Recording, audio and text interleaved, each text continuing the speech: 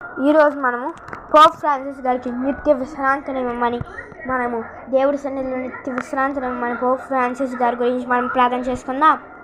పరలోకమందున మా యొక్క తండ్రి, మీ నామం పూజింపబడునుగాక, మీ రాజ్యం వచ్చునుగాక, మీ చిత్తం పరలోకమందు నెరవేరినట్లు భూలోకమందు నెరవేరునుగాక. నానాటికి కావాల్సిన ఆహారం మాకు నేటికి ఇవ్వండి. మా అద్దపని వాళ్ళు మేము మన్నించినట్లు మా అప్పులు మీరు మన్నించండి. మమ్మల్ని శోధనయందు ప్రవేశింపనివ్వక కీడులోని మమ్మల్ని రక్షించండి. ఆమేన్. దేవుని ప్రసాదం చేత నేను మరియమ్మ వందనం. ప్రభు మీతో ఉన్నారు, స్త్రీలలో ఆశ్రయబడిన వారు మీరే, మీ గర్భఫలం యేసు ఆశ్రయబడిన వారనే. పరిశుద్ధ మరియమ్మ సర్వేశ్వరుని యొక్క మాత, పాపాత్ములమైన మా కొరకు ఇప్పుడును మా మరణ సమయమందును ప్రార్థించండి. ఆమేన్.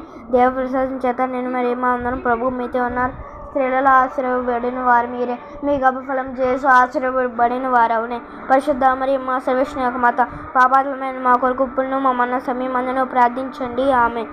దేవుని ప్రసాదం చేత నేను మరియమ్మ వందనం. ప్రభు మీతో ఉన్నారు, స్త్రీలలో ఆశీర్వబడిన వారు మీరే, మీ గర్భఫలం యేసు ఆశీర్వబడిన వారవునే. పరిశుద్ధ మరియమ్మ సర్వేశ్వరుని యొక్క మాత, పాపాత్ములమైన మా కొరకు ఇప్పుడును మా మరణ సమయమందును ప్రార్థించండి.